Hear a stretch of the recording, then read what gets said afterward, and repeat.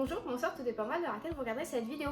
On se retrouve aujourd'hui pour un nouvel épisode de la trilogie du mercredi, car j'ai pas mal lu cette dernière semaine et j'ai donc 3 nouveaux titres dont j'aimerais vous parler. Ce sont bien évidemment des titres récents qui sont sortis là courant du mois de juillet. Le premier que j'ai donc lu de chez Deux Actus, c'est Un destin forgé par le feu, donc le tome 1, les liens des Rhizokia, des Osiria, de quelque chose.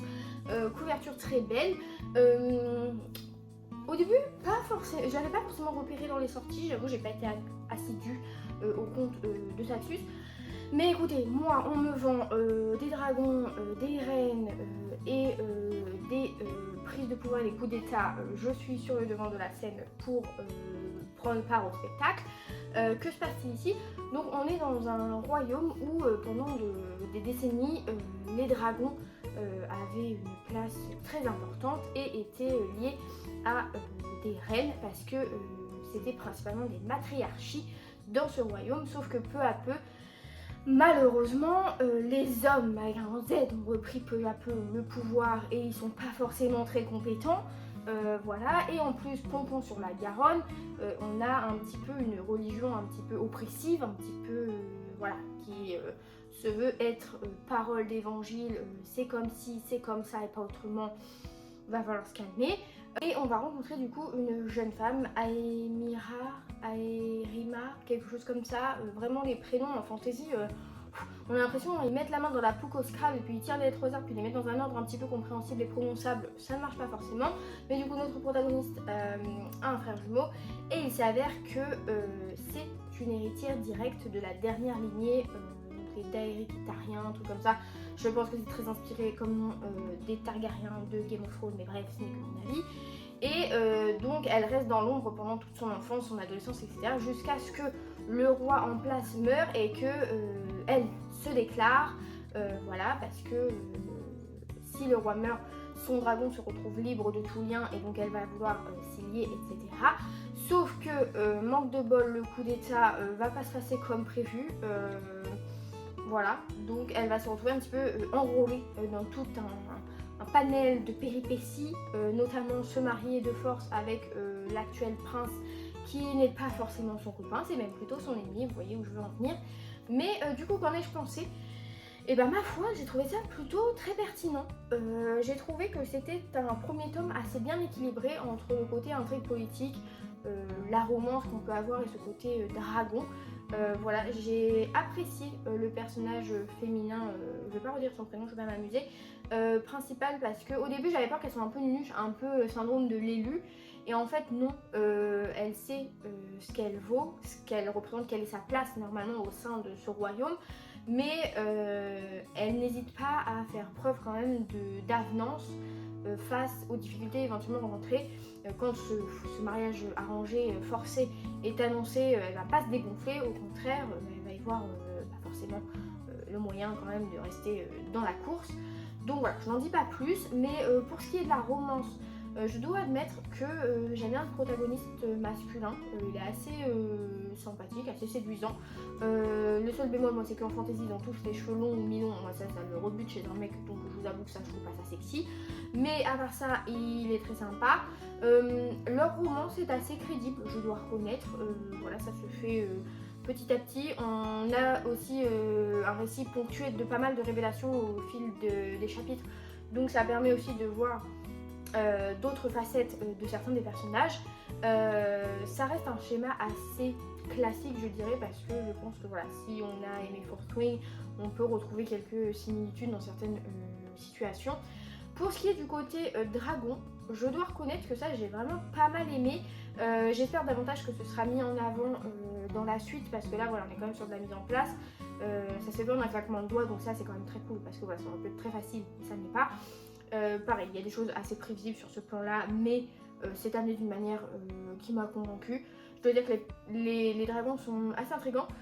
Je regrette peut-être qu'ils ne parlent pas. Voilà, je spoil un petit peu cette partie, mais c'est vrai que ce que j'aime bien dans Fourth Wing, c'est qu'on a ce côté où voilà, les dragons parlent, que ce soit dans ta tête ou en vrai. Mais voilà, je pense que si on aime si on a aimé Fourth Wing ou Eragon, c'est un livre c'est un début de série prometteur. Ce qui est de l'intrigue politique, je dois dire que, comme je le disais avec le côté dragon, c'est qu'il y a des choses qui sont prévisibles parce que voilà, ça reste de la fantasy classique, ça reprend des codes de base, mais ils sont bien maîtrisés et exécutés. Je trouve que l'approche qui en est faite est plutôt sympathique, donc je suis curieuse de voir la suite parce que la fin est évidemment très intrigante. Je dois cependant souligner, attention, ça reste une fantasy pour moi adulte. Parce qu'on a quand même un petit peu de spicy, alors ça reste léger mais c'est quand même présent. On a quelques trigger warnings au niveau de la violence, etc. Et le vocabulaire aussi employé est souvent quand même complexe, comme les situations, les intrigues sont assez complexes. C'est vrai que j'ai eu peut-être un peu mal à me mettre dedans parce que au début j'avais plusieurs livres en cours, quelle surprise. Et en fait je me suis dit je lis 10 chapitres de celui-là, 10 chapitres de celui-là, 10 chapitres de celui-là.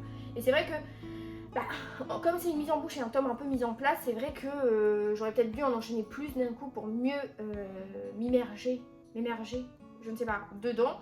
Mais voilà, c'est vrai que si on peut être que focus sur cette livre, si vous avez du mal des fois à vous concentrer, peut-être voilà, lire ce livre, uniquement celui-là, n'allez pas vous éparpiller ailleurs parce que c'est vrai que c'est quand même un univers assez complexe, mais assez prometteur. Également chez De Saxus, j'ai lu Le Fil du Destin, le tome 1, donc c'est le dieu et la Gumiho. Donc là je suis un petit peu sortie de ma zone de confort parce que d'habitude j'esquive un petit peu tout ce qui touche au folklore asiatique, donc que ce soit japonais, coréen, chinois, etc. Parce que j'ai pas les codes souvent pour comprendre, parce que on a pas mal des fois de références, que ce soit à des créatures, à des habitudes, à des plats, à des façons de parler, ou alors des prononciations de prénoms. Ça, je vous avoue que quand je dis du contemporain, par exemple chez Nami, pas mal de littérature asiatique, c'est vrai qu'on a toujours un doute de comment prononcer les choses. Ou des fois, je visualise moins bien voilà, des décors asiatiques que tous les livres qui se déroulent à Chicago, ou à New York, ou à Paris, ou même Madrid. Mais voilà, donc j'étais un petit peu friande, je suis un petit peu, voilà, c'est un genre dont j'ai pas l'habitude d'aller vers. Et ma foi, écoutez, ça a été une excellente lecture, une excellente surprise. C'est un 5 sur 5 pour moi, c'est pas un coup de cœur parce que voilà, je vais y revenir, mais c'était extrêmement sympa, c'était extrêmement addictif. Ici, on va rencontrer Kim, qui est une Gumiho. Donc une Gumiho, c'est une créature un peu renard à mille queues, des trucs comme ça là. Et elle est très célèbre parce que c'est une Gumiho qui a fait pas mal parler d'elle à une époque, pas forcément dans le bon sens du terme. Et donc là, elle est un petit peu contrainte de faire profil bas dans la vie de tous les jours. Donc elle est serveuse dans un café, etc. Et en face d'elle, on a Seoka. Donc là, vous voyez, je ne sais pas le prononcer. Donc je suis désolée d'avance il y a des partisans de la Corée ici. Parce que oui, on est en Corée. Seoka qui est un dieu déchu, voilà, qui a fait des mauvaises actions, qui a fait des mauvais choix. Et qui se retrouve condamné à errer dans le monde des vivants. Avec une pénitence à accomplir s'il veut retrouver son statut. Mais c'est un petit peu extrapolé, quoi. C'est un peu irréaliste. Et il s'avère que à un moment donné, Seoka travaille dans la police et va être mise sur une enquête des cadavres retrouvés qui sont un peu bizarres. Et en parallèle de ça, apparemment, la renarde écarlate ferait son retour. La renarde écarlate, on le sait tout de suite, c'est Kim, donc voilà, celle qui est censée faire profil bas. Et elle va voir l'opportunité de devenir son assistante au sein de la police en petit job. Donc elle va le faire et elle va lui faire vivre un enfer. Vraiment, leur duo, c'est les chiens et chats. Mais alors, qu'est-ce que c'est agréable à lire. Franchement, ce Enemies to Lover, Slow Burn, vraiment très très bien. Franchement, les pics qui s'envoient, les punchlines, leurs échanges, leur façon de se comporter l'un dans l'autre, enfin l'un envers l'autre, pardon, l'un dans l'autre. Je suis déjà partie au lit, moi. Non, mais l'un envers l'autre, c'est vraiment... la tension, elle est vraiment présente et c'est vraiment le truc qui m'a attisé dans ma lecture de vouloir y revenir parce que j'avais envie de les revoir, interagir ensemble. Et la façon dont ça découle vers un semblant de romance pour l'instant est assez crédible et plutôt bien expliquée. L'intrigue également, donc voilà, attention avec le warning parce qu'il y a quand même des scènes un peu complexes au niveau des descriptions de corps, etc. Je dois dire que c'était pareil, très dynamique. On a une double enquête parce qu'on a le côté renard d'écarlate et puis ces fameux corps retrouvés. Et ça s'imbrique bien en fait l'un dans l'autre. On s'éparpille pas, l'auteur ne perd pas au fil du temps. On a du coup également affaire à plusieurs autres types de créatures du folklore coréen. Et c'est vrai que moi au début ça me parlait pas. Non. Là c'est parce que je suis la bête du village. Hein. Vraiment je suis l'idiote du fond de la classe. Mais j'étais en mode c'est dommage parce que pour moi voilà ce sera 4,5 parce que j'adore ce que je lis, je prends beaucoup de plaisir. Mais c'est vrai que ça manquerait un petit peu d'un glossaire. Vous voyez, pour quand il y a des termes, des Guillaume qui, des je sais plus qui, des je sais plus quoi, pouvoir s'y référer pour essayer un peu de visualiser, même si c'est compliqué, au moins avoir des termes. Et il s'avère que donc, je continue ma lecture, j'adore toujours autant, je me dis toujours c'est 4,5 parce que voilà, le manque du glossaire, mais tout le reste c'est impeccable. Et il s'avère que quand j'ai tourné la dernière page, il y avait un glossaire. Voilà, c'est tout. Vraiment, je finis les 480 pages, je crois. Et le glossaire est là, donc au final évidemment ça rehausse ma note, donc je mets 5 sur 5, je mets pas coup de cœur parce que my bad, je n'ai pas vu le glossaire, donc peut-être que si je l'avais vu sous les yeux et que j'avais pu me référer aux termes que je voyais les premières fois qu'ils apparaissaient, ça aurait peut-être changé la donne sur certains trucs. Mais écoutez, je suis extrêmement conquise par ce premier tome. Je trouve la fin très audacieuse et évidemment très donneuse d'envie pour la suite. Donc écoutez ça, je vous le recommande mais 2000 fois. Alors autant le premier dont je vous ai parlé, je vous le recommande parce que c'est une bonne fantaisie. Si on aime les dragons, ça passe. En revanche, celui-ci vraiment c'est une chaude recommandation. Si je peux vous le mettre dans les bras, dans les mains, je le fais avec plaisir parce que c'est vrai que si on est adepte de ce folklore asiatique et de la Corée, je pense que ça pourra encore davantage vous parler et vous plaire. Mais moi qui n'ai pas forcément friande ni connaisseuse surtout de ces univers là, je trouve que ça fonctionne très bien.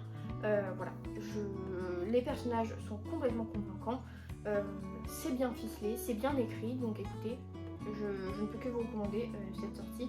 Après voilà, pour moi j'ai pas vu de grosse erreur de traduction, je sais qu'on est chez deux accès donc ça peut parfois être un petit peu bancal. Moi ça m'a pas choqué donc après voilà, mon avis n'est qu'un parmi d'autres. Et le dernier livre dont je souhaite vous parler c'est La librairie des souvenirs, donc pareil, je ne vais pas m'avancer à prononcer le nom de l'auteur, qui est un livre assez court, hein, ça fait même pas 300 pages, ça doit faire 280, vous le savez, moi, dès qu'il y a librairie ou livre ou bibliothèque ou machin dans le titre, je suis là. Donc je ne pouvais pas passer à côté de celui-là. Mais la différence c'est que d'habitude quand je lis ce genre de livre c'est souvent du feel good, du archi positif et tout. Là on est sur une histoire qui va mettre en scène comme thème principal le deuil, parce qu'on va rencontrer notre jeune femme qui a une trentaine d'années je crois. Je crois qu'elle a 32 ans il me semble. Je suis nulle en calcul, hein, on est là pour parler livre.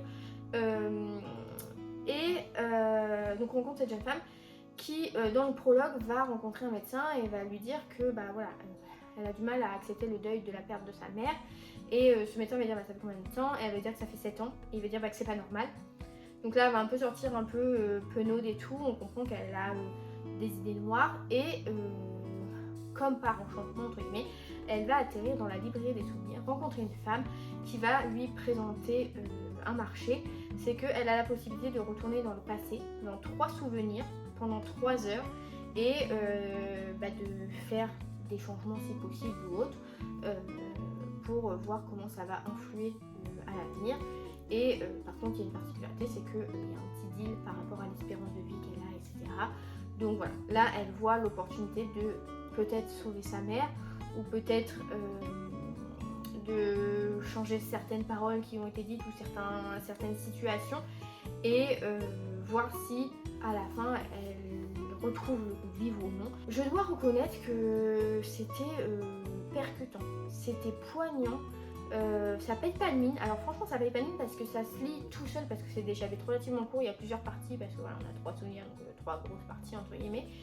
On suit notre héroïne dans ce dédale de souvenirs, dans cette quête de l'acceptation de la perte d'un être cher, de ce côté de regret d'avoir loupé quelque chose, de vivre depuis 7 ans avec voilà, cette partie, cette rancœur envers elle-même parce qu'elle a l'impression d'avoir échoué sur plein de choses, d'avoir abandonné sa mère au moment le plus critique.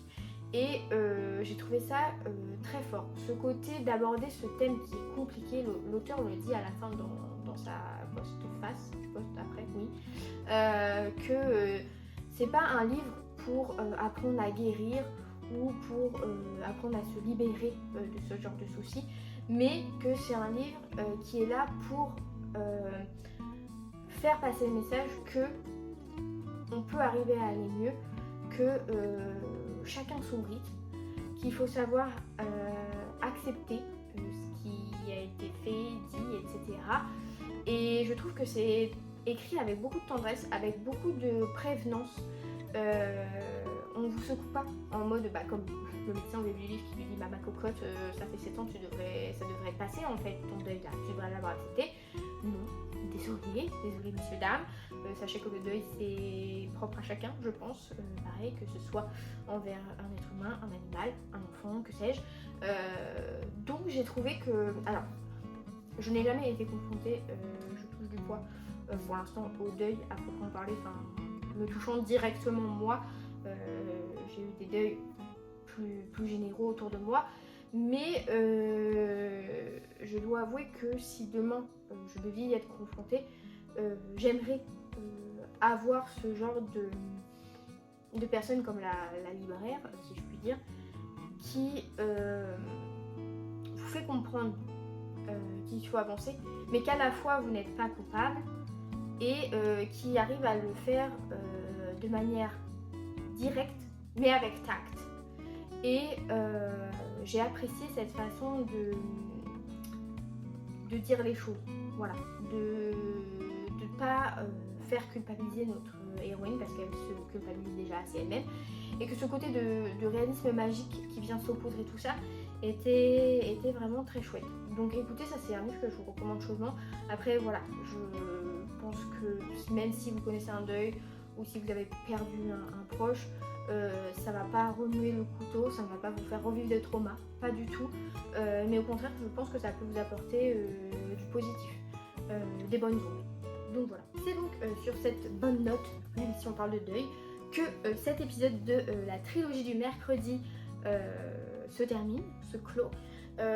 J'espère que votre mois de juillet niveau lecture se passe bien. Moi je dois vous dire que là je suis en train de faire des lectures qui sont vraiment trop bien. En plus je suis contente parce que je lis pas mal de choses qui sont sorties là en juillet, donc le bilan lecture va être assez bon timing, vous voyez ce que je veux dire. Autre petite chose, je ne sais pas si vous l'avez vu ou pas sur Instagram, ça, je pense qu'on l'a annoncé en début de semaine, donc à l'heure où vous voyez cette vidéo c'est sorti. Mais avec, attention, roulement de tambour, avec la seule et l'unique Margot liseuse, nous entamons la relecture de la saga la plus mordante de la dernière décennie. Donc on se lance dans la relecture de Twilight, hein, voilà, sans grande surprise, hein, ça allait pas être Journal d'un vampire, faut pas pousser, hein, on va se continuer 4 tomes, on ne sait pas comment ça a vieilli, on s'en doute.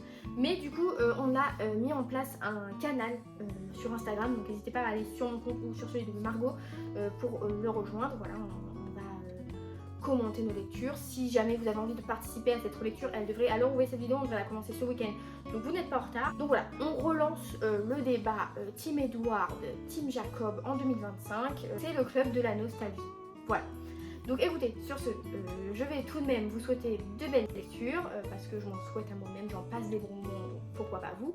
Et puis, n'hésitez pas à commenter, à vous abonner, à mettre un j'aime à la vidéo. Je serais curieuse de voir vos avis, ou si vous avez des fantaisies avec des dragons sympathiques à me recommander, je suis preneuse. Donc voilà, je vous dis à la prochaine, salut!